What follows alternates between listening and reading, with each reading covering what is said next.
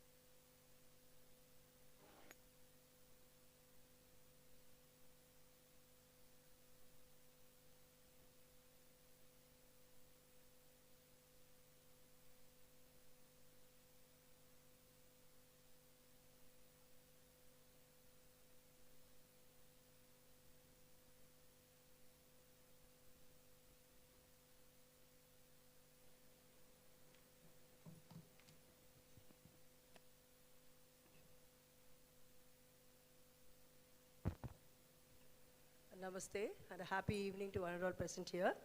Let us start this day with a prayer.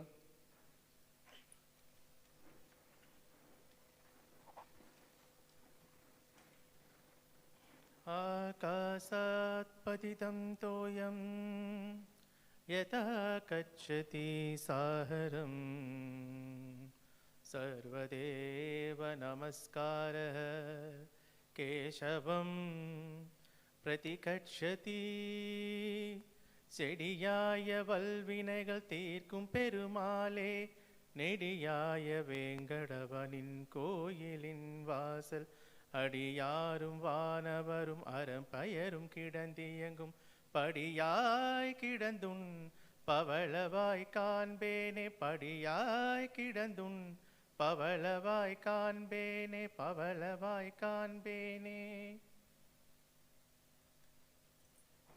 Thank you. I request our correspondent to please bring the dignitaries on the stage. Please, sir.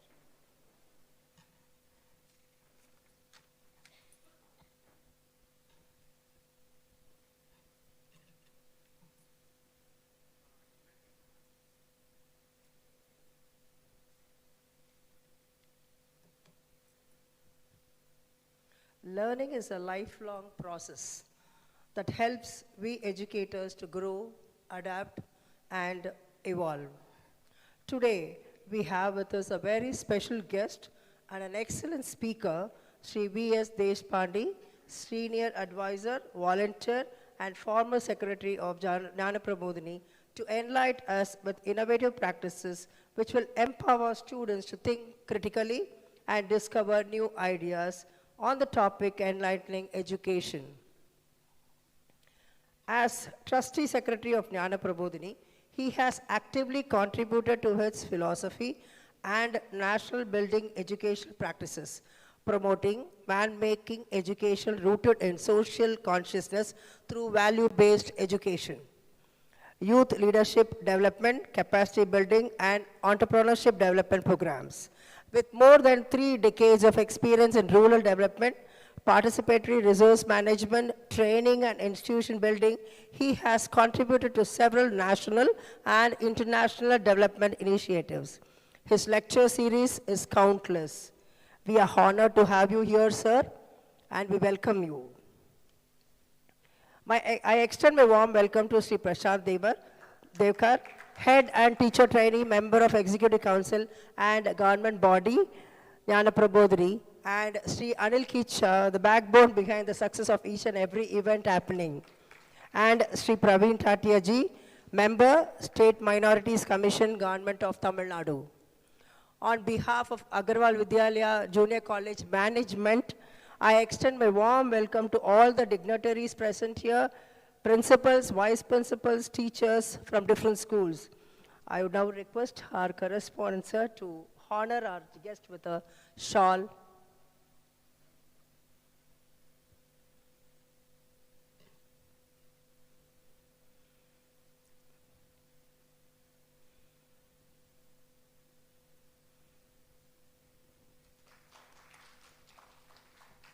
And a memento.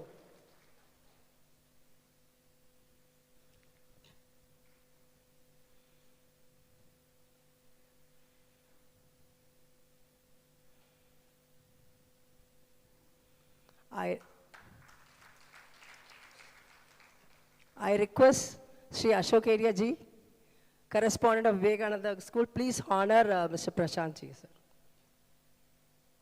with a shawl.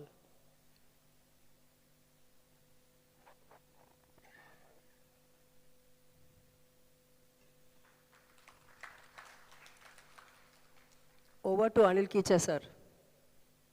Yes.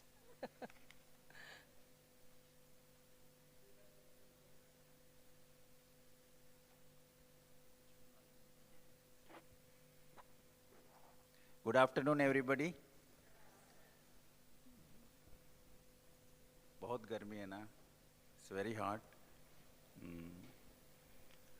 So, I think last year we all had a lecture meeting with Girish Ji Bapat, and today we have Subhash Ji, Subhash Chandra Bose के बारे में आपको कुछ idea है? Do you all know Subhash Chandra Bose? हाँ? ये वो सुभाष जी नहीं हैं, but he has given his life fully for the cause of the society, for the community, for the education, not mere education. He has not been only in education, but the education what they define as an education, that is education as a social responsibility, education what society needs, education what we need today in the country and the community. That is the education which Subhash ji has been contributing. How many years you think he must be contributing? Any idea? Any guess? 30 years? 50 years? More than 60 is almost good guess. Of course, I don't have a memento for you, but you deserve it. That is the life he has given for this cause. And he is in Chennai and Tamil Nadu for last 5 days. 23rd I am. And continuously, schools, colleges, up to Pondicherry, he has traveled. And he is sharing his experience with all of us. Why? Because maybe some of us get inspired, may take some lead, take some direction, may find a path. Now, whatever he is going to talk, you are the center of that. Everything is based on you. You are the key for whatever he wants to do in the society today. So, I really congratulate you and compliment you that in this hot sun, on this Saturday afternoon, you dared to come here to attend something which is required for your children, for your student, or for our community or our country. Thank you so much.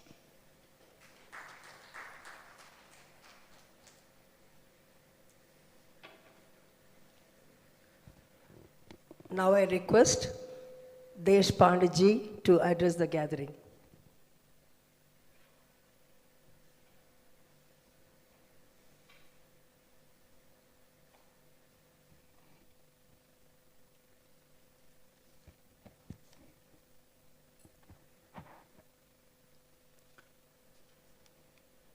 Well, dignitaries on the dais, including my friend Anilji Khicha, probably with a purpose you had kept that he would be speaking in the beginning to inflate who am I, which is of course not the case. I'm a simple man, teacher like you, having an affinity towards students. That is the common thing that we have got.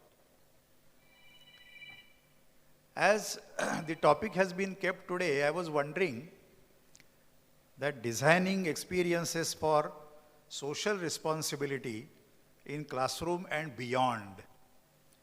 So beyond is a really tricky part. Classroom, yes, many of us have been trying to do so. The basic aspect is social responsibility has become a phenomenon now which we want for the new generation to come. What about the existing generation? Hardly anybody talks. And the peculiarity of adopting such or imbibing such responsibility, sense of responsibility, is that this quality is learned by imitation. The students to whom we are really addressing all this dialogue, and we want them to become socially responsible, towards whom do they look? Towards their parents, towards the teachers, towards the institutions around, and the extent to which all these people and the institutions, they behave in a socially responsible manner. The same notion our students, they absorb and they try to behave accordingly. The sense of responsibility is diminishing Due to various reasons, I mainly allocate this reason to the market economy that is operative in the country and in the world as a whole. And that market economy has affected the field of education equally. And almost schools and educational institutions have ceased to operate for this function of inculcating social responsibility among students. They have become such machines whereby they get some recognition from the government, the students take admission, the parents are relieved after getting the admission and paying the fees once in the year or say in installments, but the total responsibility of the growth of the student is left to the school because the parents do not have got time, have their own businesses or services, whatever is the reason, but as if they have entrusted the function of, say, teaching or extending this sense of social responsibility to the schools. The schools, whether they are equipped to handle this portfolio. The schools say, okay, the students are here, we will observe that they come in time, they go in time. We will observe that the syllabus is covered. We will see that the examination is held on time, not like Bihar, that they are hardly conducted on time. But here, okay, we really implement it on the time decided. And then whatever marks, we also encourage the student to get maximum marks. So the race begins with students getting maximum marks, and then parents are also satisfied. These schools, they feel that our responsibility is over.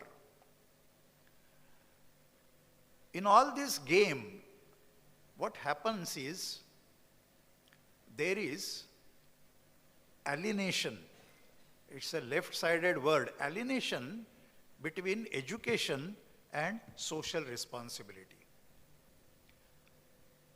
There is nobody particularly responsible for teaching this or making the students socially responsible. They say somebody else can take care of it.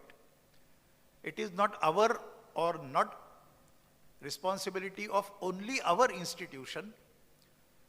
Parents may also say, I have paid the fees, what for the school is? Many of the parents, in Pune particularly, those who are quite conscientious, have traveled abroad and whatever they have got their ideas in education, they said, well, we prefer homeschooling. We don't prefer to send our kids to an established school with a grand infrastructure and whatnot, because the function of schooling is not done satisfactorily in those premises, and we want our children to be brought up in a different culture. One doesn't know what do they mean by culture, whether they become successful or not, what happens to the socialization of their kids. In a broader sense, it's a question of debate. But people have started feeling like that, they are practicing that. The government in between prohibited that practice. Oh, you cannot have homeschooling, you have to admit the students to formal schools like that, etc., etc. What we are discussing here is whether a school can become a meaningful instrument of, say, teaching the students the sense of social responsibility. Alienation is the word that I have really used here, which is a very bad word. It means that there is callousness. The students feel I have nothing to do with the society around. I was born in an affluent family or whatever economic size that family has. I am blessed with sufficient intelligence by the grace of God. I got admitted like Agarwal School over here and other schools that you have been teaching in, good schools, best of the schools in Tamil Nadu or Chennai. And then I have studied, I have passed, I have really got these many marks. I got to certain course, my career is this, my graduation will be this, post-graduation will be this, I will be going abroad for this, my PhD or other thing, join some business over here, then my economic status, etc., social status also. No relation is built up during this process with the society around. India would never progress, I tell you. Very progressive, conscientious student, they talk to us frequently, might be talking to you also. India will never progress. Why this sense of callousness is developed? Because the process of inculcating this sense of responsibility does not take place. The delivery of goods, the delivery of services in the market economy is to complete the syllabus, get them passed, get them maximum marks, whatever is their worth, and then that's all.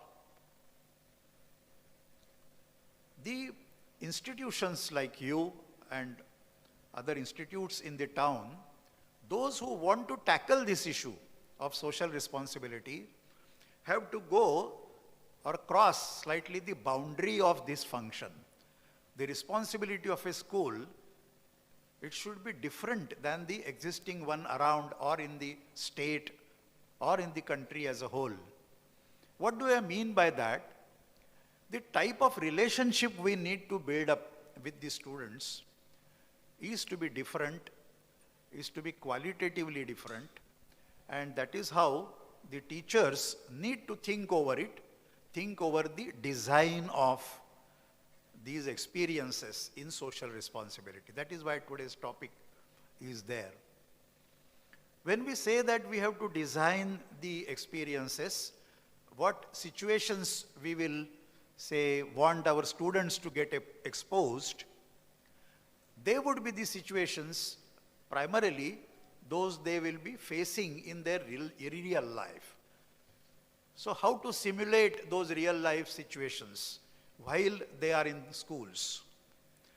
So teachers will have to imagine, visualize many of the situations that these boys in the 21st century, the Gen Z so-called children, what sort of life in the society they would be facing, what sort of equipment as a human being they should possess while they operate as successful citizens of this country.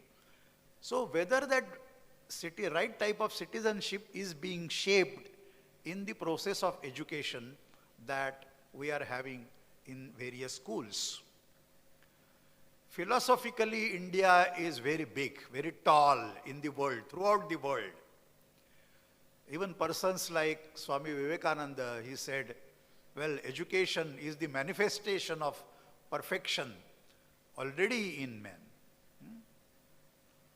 So manifestation of perfection, the godliness, the part or the iota of godliness present in a person, it has to bloom, it has to manifest itself, give expression in the society, and that is the process of education, as Swamiji had said. Whether it is possible, whether it is feasible, that we have to give a thought to. And whether all-round development of a person is possible with the medium of school. For that, if teachers, they take upon themselves the task of design an all-round development of the students, whereby this social responsibility can be developed. As if the institutions have nothing to do with this sense of responsibility, the industrialists, they have nothing to do with the sense of responsibility, and they can do as much pollution as they want. Government officers, they have nothing to do with social responsibility, and they can have all sorts of game during the service. Then why only schools need to address this issue? Person like me asks, why do you entrust this responsibility on the schools? One thing is that this is the age of the students whereby they get maximum impressions and they go deep into their minds and they become second habits. Responsibility does not come by giving lectures, does not come by preaching high talks. But the students, they see people operating around, behaving around. So it becomes a primary responsibility of teachers who have in contact with the students for 6 hours, 7 hours, whatever it is, some maybe for more hours also. And whether we have undertaken any social responsibility, then we can expect these students to do that job or become like us. You will say, okay, teaching is a noble profession, so completing my portion on time, say correcting the answer papers on time, and giving the results also in time is my responsibility, and I am doing it faithfully, sincerely. What else do we want to be done? Major portion of real life situation is kept out of this function as teachers that we are doing. The small video the other day I saw was there was a traffic jam in a square, a regular scene in cities like Chennai, Bangalore, Pune, all places. And it started raining heavily. And why there was a traffic jam? There was a wooden block. A tree has fallen due to heavy rains last night. A tree has fallen in that square and the traffic was congested and it was not moving. The four-wheeler walas started blowing up their horns. The big buses came and they stopped there. The pedestrians, they also came out, what has happened, they saw. And all the people, they just looked towards each other. The situation was intact. A small school student got down from the school bus. And that boy, he was prevented from getting down. Even the driver also shouted, "Oh, why are you getting down?" It was breach of discipline. But he came down, came near that block of wood, whatever the tree was fallen, and applied all his strength to remove that obstacle. People started laughing. "Oh, this much of boy, and he was really pushing it back. Is it possible for such a small boy to remove that obstacle?" They just kept on like that. But by looking at this small boy, 3-4 other students also came down. And then they started helping them. These small kids of the age, say 10, 12, like that, they were trying their best to remove that obstacle and remove the traffic jam. Then some human beings in the car, they got stirred. "Oh, if these boys are making effort, we also should lend a hand." So one gentleman came down. Then he tried to push. Then another came from some quarter. He tried to push. About 25 of them from various quarters they came. And within 3 minutes, that block was removed. And the whole thing, it moved, the traffic moved. Nobody cared who started the game. Everybody went by his own way. The boy also felt, okay, let me go to my school bus and reach the school. He didn't say, like we say in real life situations, "I did this." When a feeling comes, "I did this," this is socially irresponsible behavior. If the person forgets that I had done some noble cause, because there was no personal purpose behind it, to do the job, but it was for the society as a whole. It was a social responsibility that the boy has shown, and as if nothing had happened, he went to the school bus and the bus moved forward. If that perpetuates, if that behavior, that quality of that person or the boy, it perpetuates, he is likely to become a socially responsible citizen. In Pune traffic, I must tell you that absolutely there are very few rules and there is no direction in which you can overtake any vehicle, any side. The signals are there, but people move violating those signals. So these are small things which we want really to the citizens to observe these rules.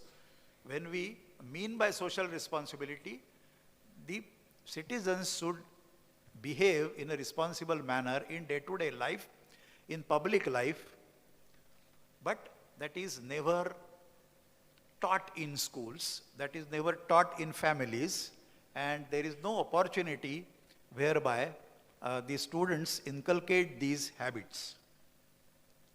Now, when we say that how this can be done through the schools, how this can be designed in schools, we have to give a fresh thought in the context of every school. What is possible?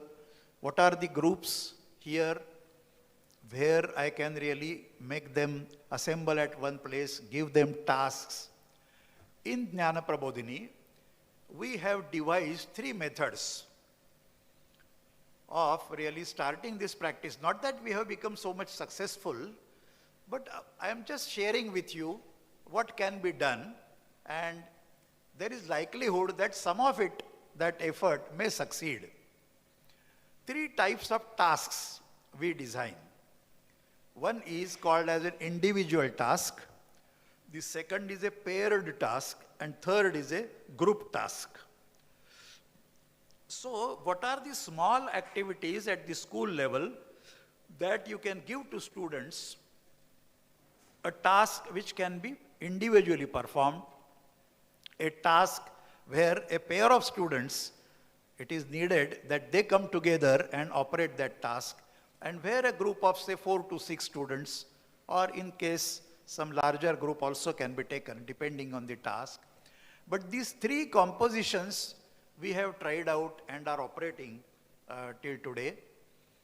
We find that there are certain tasks which are useful to be given, where the students, they get good experience, and that leads towards this sense of responsibility. For that, initially confidence is needed, courage is needed, courage to combat or approach the task individually is needed, as we do in our classrooms, that we call one by one the students in front of the class and say, tell a story, so sing a song. So initially some of the students, their legs may tremble, but slowly by rotation, if we are doing that, then the students develop the confidence that come and tell something to the audience or other students that are in front of him.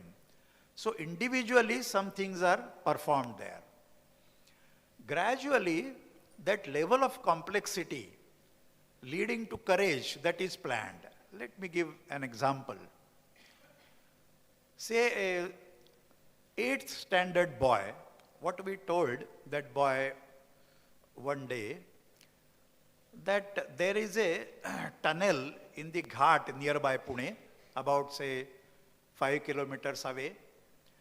And we told the boy that, well, you have been doing excellently till today. Now, tonight, say by 10 o'clock at night, you have to stand at the entrance of that tunnel and count vehicles. Write down their numbers, and within 1 hour, how many vehicles have gone, 2-wheelers, 3-wheelers, 4-wheelers, Tuskers, whatever it is. He hesitated initially, But then he prepared, okay, I will go. Shall I tell my parents that I am doing such odd task? We told him, okay, it depends on you. If you want to tell, if they prevent, don't go. If they allow, go. By allotting or deputing him on such a task, we had the responsibility to look towards the safety of the boy. Okay, at 10 o'clock, if he goes to that ghat and at the entrance of the tunnel, we had made arrangements. One of the teachers staying nearby, he was allotted the task to see from a distance what this boy is doing, whether he is really doing the job or he has become afraid and gone somewhere inside or gone to any hotel and just sat there. And thereby, when he saw that the boy did that job very successfully, the next day his reporting was arranged at the prayer time and he narrated.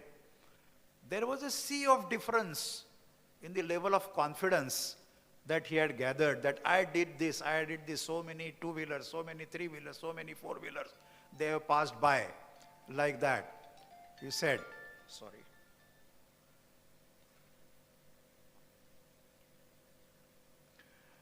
And he completed that task. So the degree of difficulty he could cross. And then we found in the next 2 years, he was allotted different type of tasks, increasing the complexity, and he faced them successfully. We were told after a couple of years, he entered IPS service and is an excellent officer, and even he is known for containing the upsurge of the Naxalites in Telangana.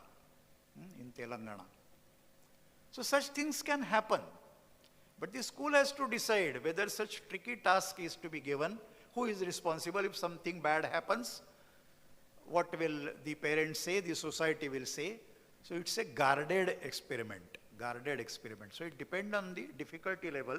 You have to provide the task in such a manner that if something else happens that is desired, things can be taken care of. In paired task, there were many tasks that can be given in your own context. We had given a task of small trading activity. Okay, you two, you purchase this and this thing. Say 100 rupee note is given and you purchase this, and how much you can increase by selling it. So you, two of you, operate in that fashion. The timing is, say, 6 hours. Some of them perform very well.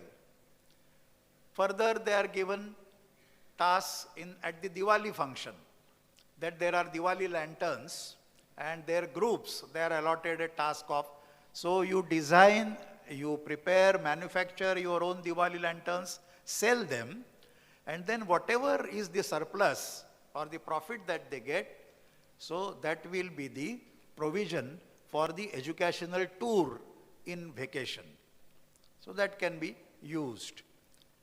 And we told them, many of them undertook such tasks, and many study tours to other districts of our state, they were organized. As the amount that is available with them, that increases, they can visit other provinces also. In our school at Nigdi, some of you have visited that school. We run a section called as Gurukul, and Gurukul has got an activity called as Matrubhumi Parichaya, how our motherland is, how far it is spread, what are the peculiarities. So every year, the students are supposed to travel at various distances, and by the time they cross 10 standard, at least 3 provinces they have seen. So that travel, those expenses, many of them earn themselves by doing such tasks. These tasks, they not contribute to their own earning only, but slowly they are given various tasks by forming their special purpose groups.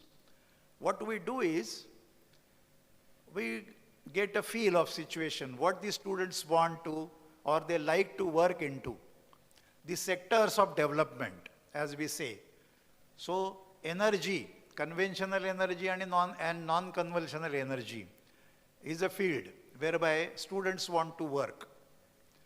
So how to maximize the production of energy without increasing the pollution is the central theme given.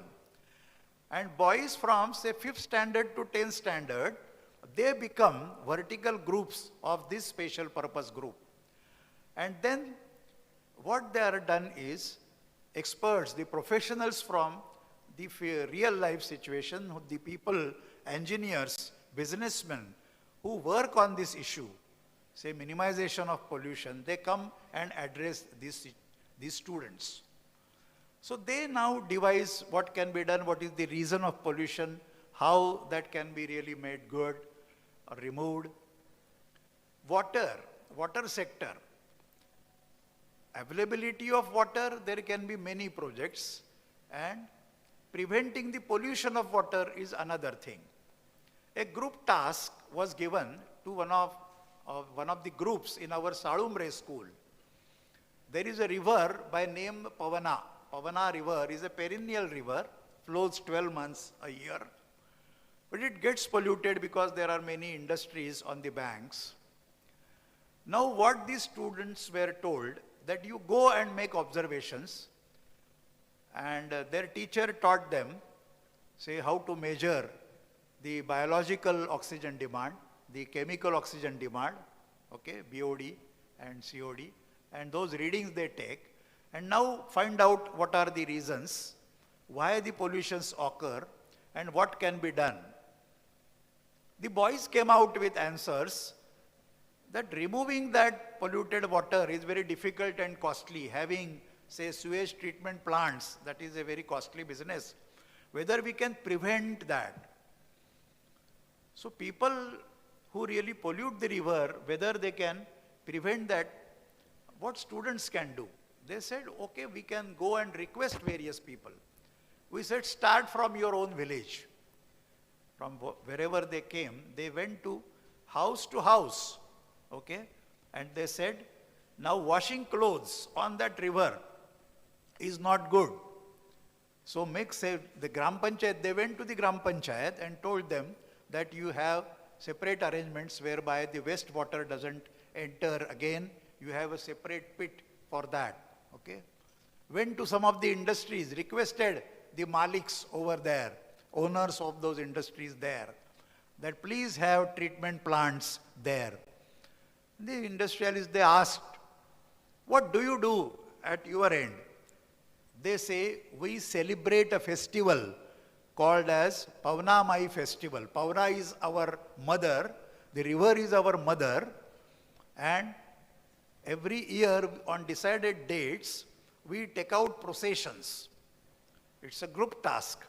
We take out processions alongside the bank of the river, stop at various villages, go from house to house and request that, well, this is our mother river, don't pollute it. Then come at one common place where our school is located and have a prayer or arati in Marathi that we call, we have a lamp, and then they would do like this, that the river would be adored, prayed, that we will keep this river clean throughout our lives. So emotional inputs are to be equally given, adjoining to the physical inputs like treatment of polluted water.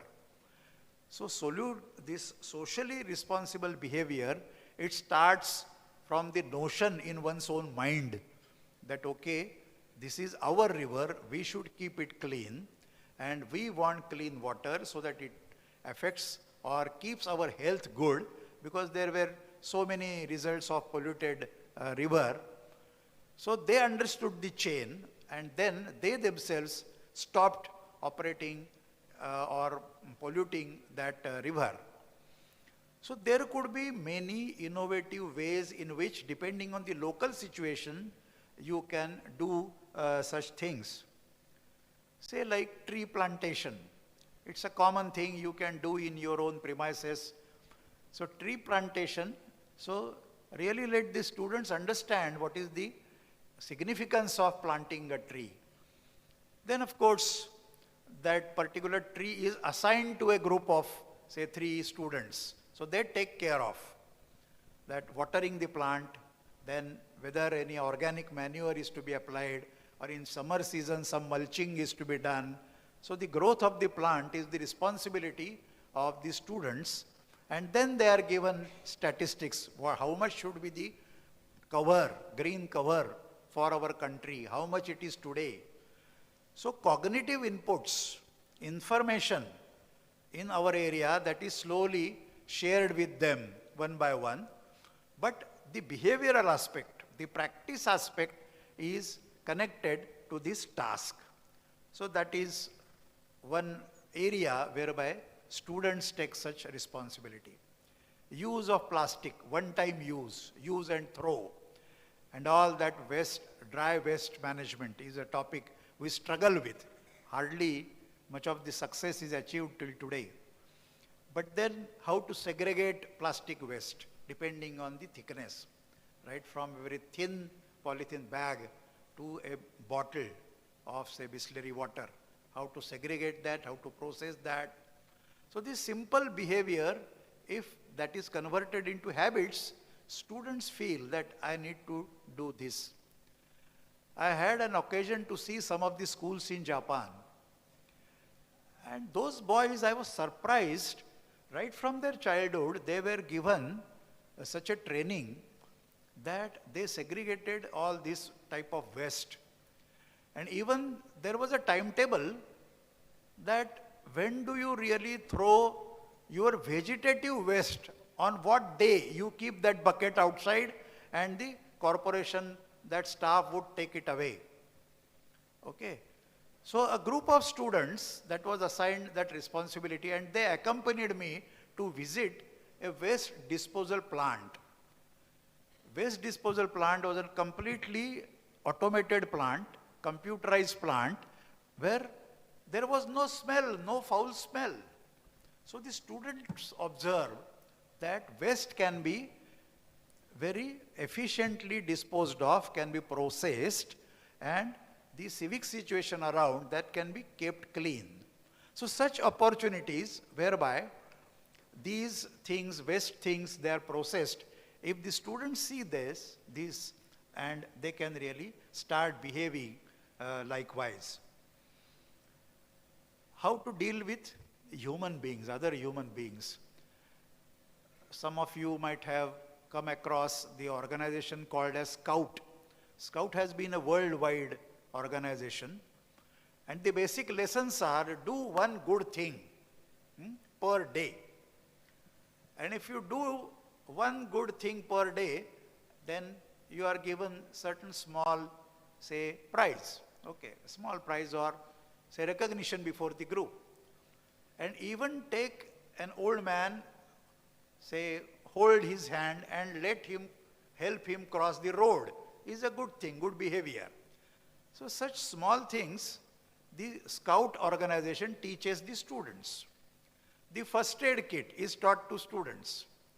Somebody gets a small wound, how to do it, the neighboring, your friend, your classmate. So many good things they try to teach in Scout. So socially useful, socially responsible behavior, that can be taught in many ways. In schools, in social organizations, there are social organizations who really make students do that. In Mumbai, there are voluntary organizations who go to the seashore and pick up all those plastic bags and leather boots, whatever is left, all that dirt that is there. Okay, voluntary organizations. If students become part of that, member of such voluntary organizations, they learn what is a socially desirable behavior. For schools, the sense of responsibility is multifolded. You have got many excursions at places of historical importance. As Prashantji mentions that historical forts of Lord Shivaji, they are very famous in Maharashtra. So we take their study tours or excursions to the forts. And this is our tradition. Our king, he fought such a way very bravely against the invaders that had come and established our own kingdom in Maharashtra. Those are the stories that are told. Now, how to maintain those forts quite clean and in good condition? Because by the force of time and due to heavy rainfalls, the condition of those forts, it has become bad, they become deplorable. Now about 12 forts have been recognized by UNESCO as monuments of world level importance, and they have allotted such budgets. So the students need to be told like that, well, these forts have got such historical importance and you have to keep that condition of the fort intact, because they should serve as a place of inspiration to the next generation. In Satara district of Maharashtra, the fort is called as Ajinkya Tara. Ajinkya Tara means the fort that never can be won by others. Ajinkya is. But the state of affairs on the upper plateau was very deplorable. One medical doctor, Dr. Avinash Pol, he organized some students over there, college-going students, some of the school-going students also, they came and joined them. And then they planned the whole thing, how to really beautify that plateau, then how to plant trees, and how to take some bucketfuls or vessels of water on the fort and plant those trees. And within a period of, say, 7 to 8 years, the place has become beautiful, as if today it's a tourist spot in the area. But who did that? Responsible students, socially responsible students, some at college level and many at school level. Who undertook the responsibility? One medical doctor took this responsibility. If some teachers come together, they can also perform such jobs. It may not be accommodated in the regular timetable. That is the whole difficulty. So if we want our students to behave in a different manner or become socially responsible, we will have to really extend our efforts or timetable a little bit. And such timings, some of my teachers have shown that this can be done. While teaching also, now we regularly see that tuition classes are there, but the headmaster, who was at that time when I was a schoolboy, he used to call us at 5:30 in the morning, and he was ready by that time. They taught us Sanskrit over there, and then for 45 minutes we were there. Then he inquired, well, whether you have done your physical exercises, whether you have chanted the shlokas, whatever were taught to you yesterday. So like that, the student has to become a good boy and a responsible boy, for which the teacher, the headmaster that time, he took all the troubles by adjusting his own timetable.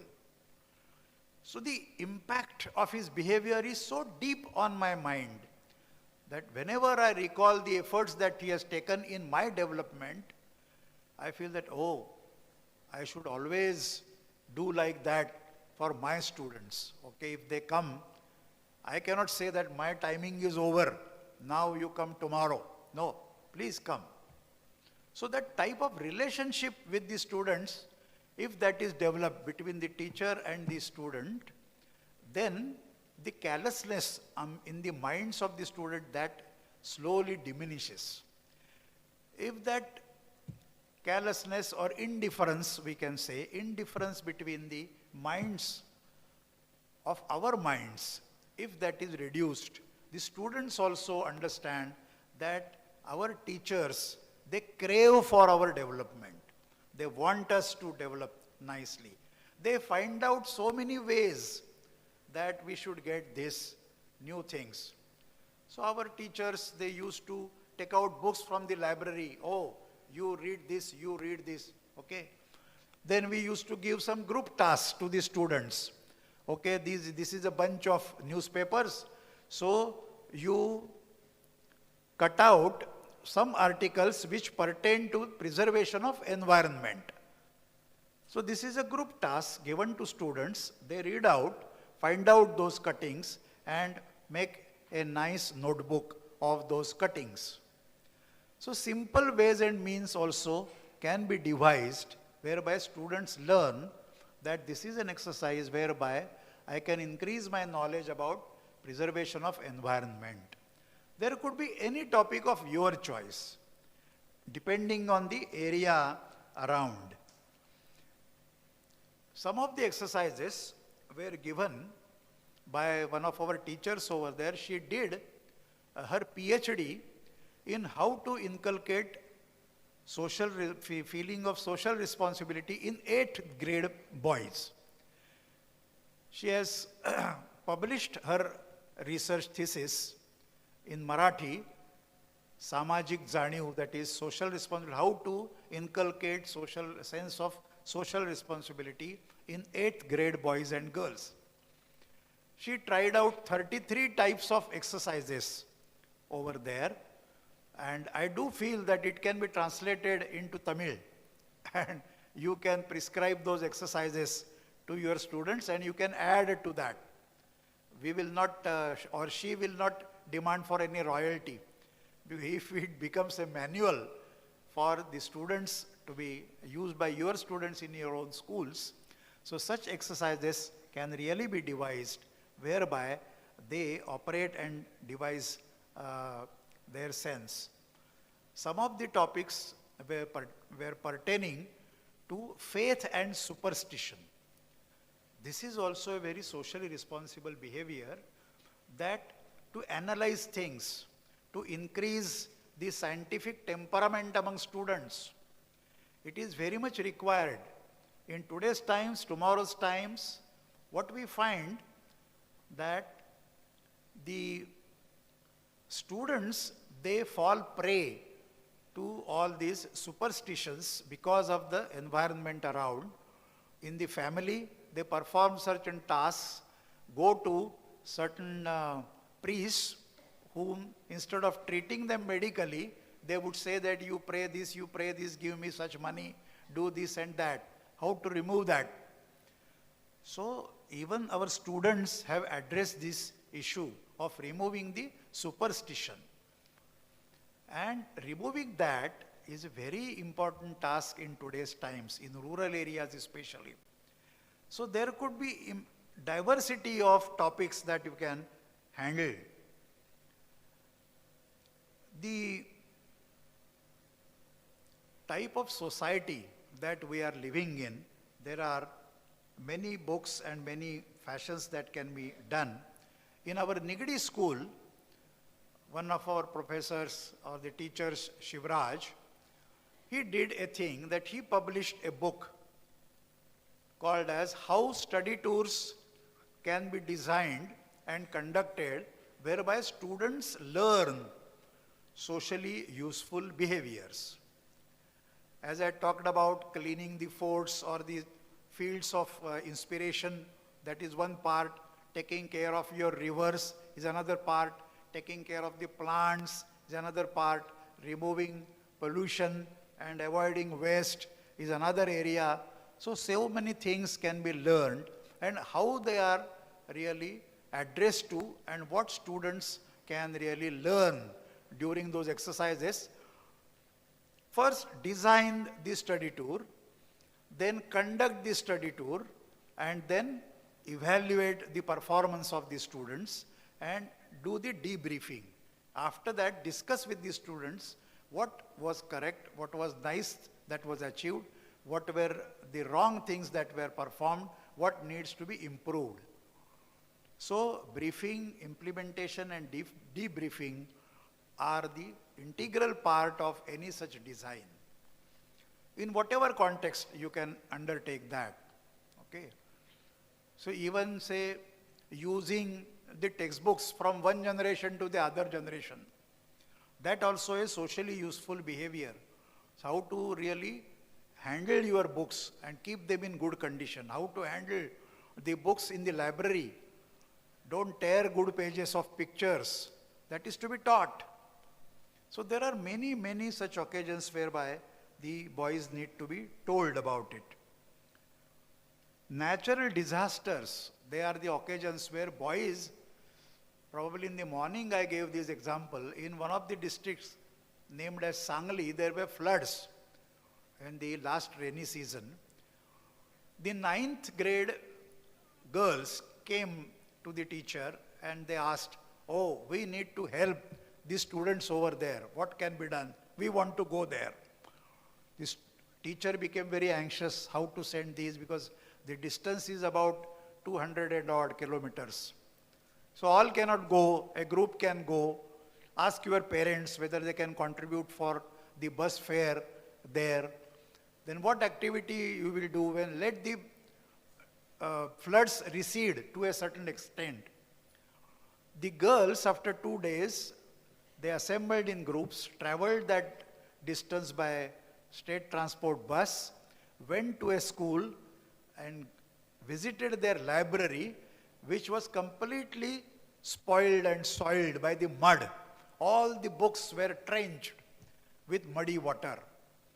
So the 9th standard girls, they started weeping by looking at those books that, oh, these are such valuable and precious books in such a pitiable condition.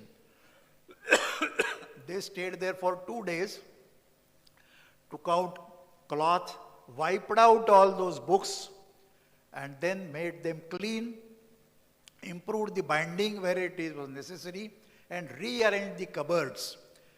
And then after 2 days, they took out the photographs and showed it to other students. That even 9th grade girls can do this by going to a distant school and improving the library or making those books as good. Why did they feel to do that? Why they were not indifferent? Oh, it's Sangli, far off place. Something has happened here, there. The feeling of oneness, it was inculcated in their minds that wherever there is a natural calamity, we owe something to be done at that place. Depending on their age, they can contribute a little. Some of the, say, 6th grade girls, they assembled some used clothes from various families in Pune. And then they sent to Sangli and they were distributed by the volunteers over there. So depending on the age, the 6th standard girls also felt that I owe to do something. The 9th grade girls, I want to go and do something. There could be various occasions whereby students, they really meet with such a feeling that there is an immense sense of satisfaction in doing some work for others. And they are part of our society. They are our own sisters and brothers. We need to help them. Really, it's a natural tendency in human beings. That is my opinion. It occurs to many students, but due to various factors, they are prohibited from doing such things. Either somebody at home, they may say, oh, concentrate on your studies, let the government take care of those floods, why you should go there. In sometimes the school may say, oh, exams are approaching, you concentrate on your studies, and then later on, let the government take care of that. So many things that can happen. But there are examples whereby students really, they can understand such things and needs of people. Some of the students, they go to various slums in the area and they teach us there. Teach for India is one of the programs, and thereby the sense of responsibility by teaching the students, that is practiced by 8th grade boys. They go to one tribal area on Saturdays and taught them there. So there could be many such situations whereby students, they can perform these group tasks, paired tasks and individual tasks. And there are many such occasions which I can describe. Last point I will mention, that students have to mix up with the society, whatever are the societal occasions and festivals over there. In Maharashtra, Ganapati festival is a very big festival. So they participate in the processions over there. Then there are processions, religious procession of, say, Palki, whereby Saint Jnaneshwar and Saint Tukaram, so his devotees, they go on walking from one place called as Alandi and Dehu to Pandharpur, which is about 150 kilometers over there. So elderly persons, they walk along in 19 days. That is the practice of Warkari cult in Maharashtra. We as students, we remember that our founder, he made us participate in that procession for 4 hours from this point to this point. That we participate in that procession, talk to the people who walk on foot towards that, and where from they come, why did they participate, what are their feelings, and the students become one with them, sing bhajans with them. So Ganapati festival is an expression of valor, and this Palki is an expression of empathy with others. So mixing up with people in such processions also give a good experience for the students. You can have your own occasions depending on the area. There could be many such occasions and performance exercises. Groups, we call them to have role plays. Some of them perform street plays, have placards, go in their own processions. Okay, so there could be many such occasions whereby the students, they get the message and really they internalize those messages. And that is how the sense of responsibility slowly increases, and in their adult life, they are likely to behave as responsible citizens. These are some of the examples from my experiences that our schools have been doing in the field of really designing and practicing these exercises of inculcating sense of social responsibility among students. You can have your own ways and means, add to these, modify these, devise new ways and means, establish good relationship with the students, slightly extend your timetable, then alone this is possible, and then remember they will imitate you. So the greatest responsibility is on our own behavior, and you will find that your students will remember you for a long time. Thank you.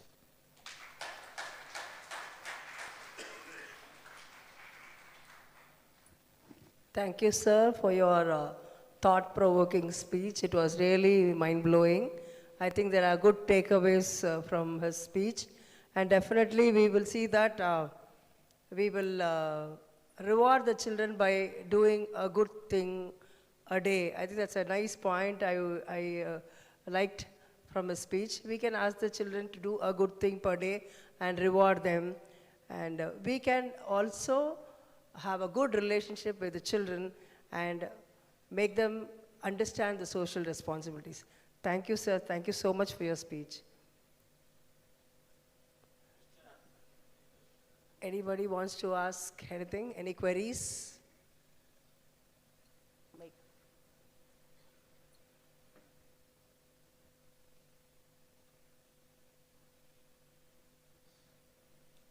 Anybody?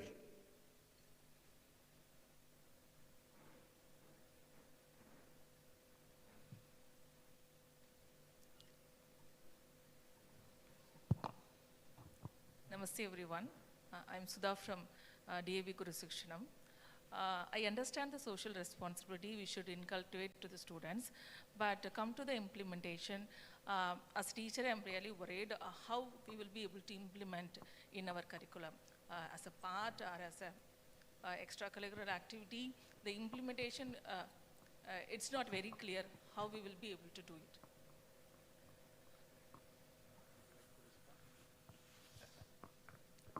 Okay. Because we have syllabus, we have Yes. periods, everything we have to manage. Yes. So comes to practicality, I think it's a question. Okay. I understood your question. Please have a seat. First, you have to think about how you define or what is meaning of curriculum as per you. At Jnanaprabodhini, we say that what we are practicing in school, each and every action is curricular. Nothing is extracurricular. So if a child is doing something, a kind of cleaning work in school, it is also curricular. If he is helping teacher, it is also curricular. If he is participating in some art form, it is also curricular. So first remove that barrier that what is there in textbook. The role of teacher is not to teach textbooks. We are there to interact with the child in the school. And then we have to find out different occasions where we can interact with the students. First way is formal, as you said, where we can give some tasks, give them assignments. And for that, all social science textbooks, they are leading towards this social sensitivity. If you had seen NCRT textbook, new NCRT textbook, world around us from 3rd standard, 4th standard, 5th standard, everywhere such kind of tasks are given in the textbook itself. If you analyze the pictures itself in the textbooks, they are leading towards such kind of tasks. And civics, social sciences, it is main thing. Science is again related to leading to such kind of tasks because science helps to lead towards the action. So in every syllabus, every point, you will find some application level. If you start thinking about your subject at application level, you can include that into your syllabus itself. Suppose I am teaching geography and I am teaching about rainfall or rainy season. So I am talking about different rain patterns in India which are there in textbook. I am talking about different type of soils which are developed due to different kind of weather conditions. Now, how the rainfall in different areas and how different kind of soils, they are affecting life of people. And if I start discussion about that with reference to any newspaper, suppose I'm teaching in Maharashtra, it is a drought-prone area, I am teaching about something that in this area there is less rainfall, that's why people, they have to walk few kilometers to fetch a bucket of water. And I can narrate such story while teaching about rainfall pattern. So, how I will try to connect with the society, how I will try to connect with national problem while narrating story itself in the class. It will help to create the sensitivity regarding social responsibility, not action. In classroom, we can create sensitivity about that. Second, action, as he had mentioned, maintenance of school as own premise itself is a social responsibility. And how we are creating sensitivity towards it is very important. Just I will share one experience. We had given a student a simple task, language teacher has given a simple task to student that you have to write a silent dialogue with any object in your classroom. Means in essay, English there, you have to talk with a clock. Likewise, essay we ask them to write. No? So child has selected that I will talk with the blackboard. and he had written in his narration, it was a self-talk, and he started creating a dialogue in his mind and penned down that dialogue, and he said that in that dialogue, daily, while going out of the class, I will rub my hair oil, hands, and I will rub your face with that hair oil. And I was enjoying that because the teacher will not be able to write on that area, and when teacher will try to force and write in that area, the chalk will make noise. And I was enjoying that. But today I feel that daily, if someone while going outside the class is putting some on my face, how I will feel. So from tomorrow, I will not do this. Till that, I was enjoying doing that, but I had not thought about what will happen to me. So it was creating a connect with that blackboard, so it was a dialogue. So it is creating a consciousness about what is happening surrounding. So there are many occasions. Every time there is no need to think about the textbook, content, curriculum, because I feel that teachers, no doubt we teach textbooks, but if you talk with your past students, they will not tell any single experience about your best practices in the classroom. How I taught Pythagoras' theorem, still I remember that they are not going to tell. They will tell about your interaction with them, how you showed them something. Few days back, while coming here, I received a message from batch 25 years ago that we want to gather and we want to have a residential camp with you again. And they had shared me a document. Each one has written what I can recall from school after 25 years.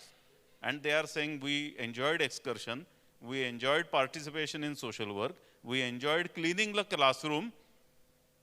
So they will not remember your grammar, how you had taught grammar, how you had taught Newton's law, and they can learn. This is an opportunity to start the interaction with the students. So remember, we are teachers. We are not appointed as instructors. Okay.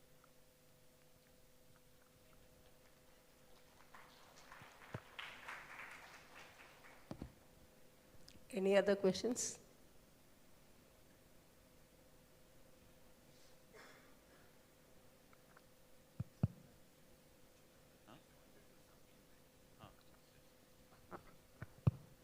Madam, what the question you asked now, I have a question.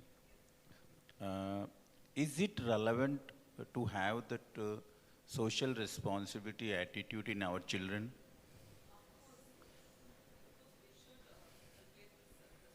Are you sure about it? All of you? I heard somewhere somebody says that if you know why, how emerges.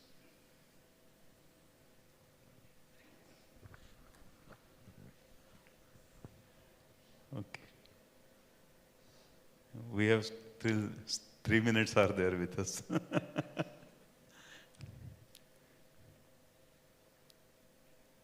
Okay, I will narrate one more incident and then we can conclude.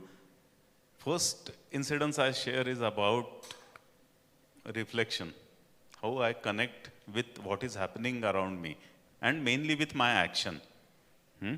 And second is action of the society.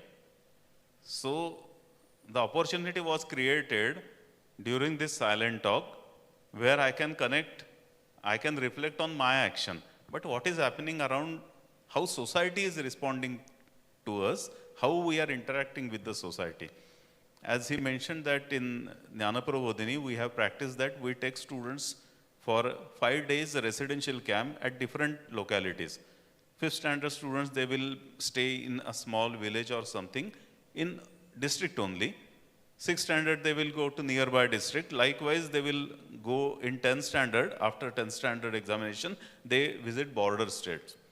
I remember one incident that during that Matrubhumi Parichaya, the group traveled to Assam. They visited definitely tourist attraction places like Kaziranga and other thing. But we took them to a remote tribal village small bamboo huts were there, and our students stayed there for 4 days. Means reaching there 2 full days, and on 4th day afternoon we have to return back. We had planned them that they will have interaction with villagers, they will work with the villagers in their field, they will conduct a small workshop for small kids in that village. And we had requested villagers that 4 boys will stay with you at your home. And such a way we had planned the residence of the boys as a kind of, now the popular term is homestay. So we had planned their homestays. And the people, they were serving them, daily food was served, and they were observing how their hosts were serving. And on 3rd day, they came to Dada or Anna, means senior teachers, they call teacher as Dada, means Anna kind of a thing. They came to Anna and they told him that the home at which I am staying, they are very poor. Still they are serving us food. We are finding that they are trying to serve their best, and due to what, they have to feed less their children. Likewise, the conditions were that much not good. So the boys came to the Dada and they told that when we will leave next day, we have to pay them something. Normally at homestay, when we send students for homestay, normally they enjoy, they welcome the thing, but the boys told that now we have to pay them. The request came from the boys. So the teacher collected some money and there was a send-off gathering was going on. Villagers were there all, and teacher was in search of opportunity that he will hand over the collected money to the sarpanch or head of that village, that you can distribute this in the families. All they were tea tribe workers, they were working in tea tribes. And he was searching that opportunity, that during that gathering, how I can hand over that money to that head of the village. They were discussing, and then the head of the village, he put his hand in his pocket and he took out few notes, currency notes, and he handed over those notes to the teacher, that we know we could only serve you rice and dal, and other things, sweets are not available in our basti, in our village. When you will go to a nearby town, this is the money with which you can purchase anything, and please serve on behalf of our student whatever they like. And that incidence, there no reflection is required. The incidence is sufficient to create such kind of social responsibility, and the aspect of social responsibility is that we are too poor in front of them. We are thinking of paying them for our food, and they are collecting money, their daily wages, they had contributed daily wages, that have some sweets for these boys, we could not serve that. So, such kind of Atithi Devo Bhava, what we are daily preaching, kind of a slogan, kind of a thing, they experience that. And the experience is sufficient, and the experience is lifelong experience for them, that we are too poor. Though we are having enough money in our pocket, we are too poor in front of them. So such kind of organizing experiences is no doubt important. And there are occasions, you can design occasions. We organize a Seva Shibir daily, and every year we select different topics. We will clean the basti, slums. We will conduct camps for students in the slum. We will go to old age homes, and we will stay with the old people. Likewise, there are many opportunities, and students go there, and the Seva Shibir is to serve for the society. Likewise, design camps we can have. And I feel that, as a teacher, I feel that if you are teaching science, you can find such opportunities. If you are teaching social science, you are appointed for that only. Thank you. Thank you, sir. Now I request our Vice Principal, Mrs. Maheshwari Maran, to give the vote of thanks.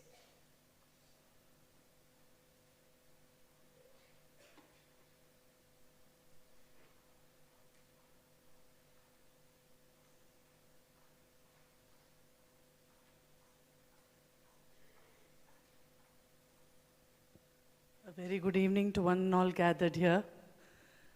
With whole heart, I join my both the hands and thank Subhashji and Prashantji for having come over here from Pune to enlighten us on the social responsibility. We all know that, as that ma'am asked, we are hooked always by this term called curriculum, but now I think he made it clear. So thank you very much, sir, for enlightening us. And thanks to the management for arranging such a wonderful workshop. I thank my principal for arranging this venue. And most of all, I thank Anilji for being the bridge between the Pune and Chennai and trying the maximum to make us more and more understandable in our job. Thank you, sir. I thank my senior vice principal for arranging this venue and all the other arrangements. I thank all the teachers who have participated here and your management for having allowed you to come over here on this weekend. Thank you very much for one and all gathered here. Thank you. I request all to rise for the national anthem.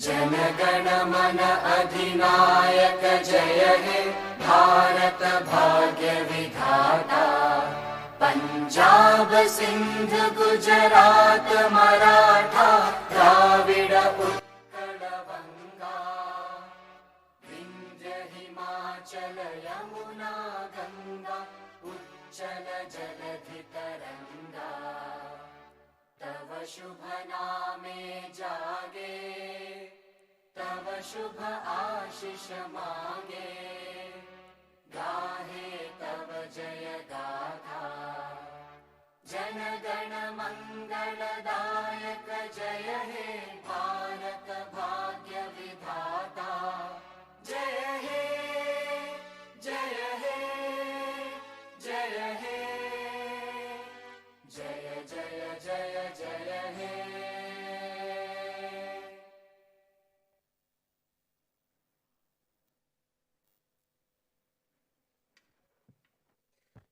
I just want one more minute of yours in the context which we have set today.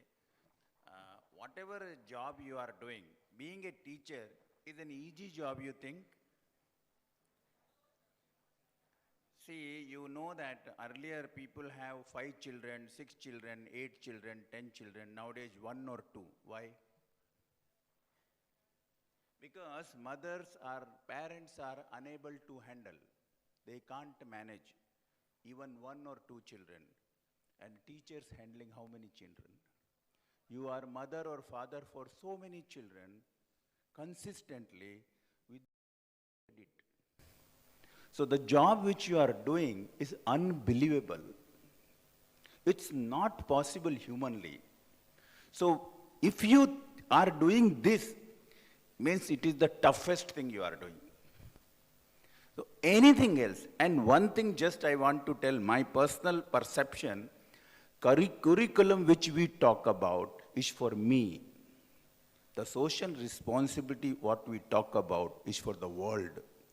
And you never would like your child to only think of me. Because then, like Vivekananda said, those who live for themselves, they don't actually live.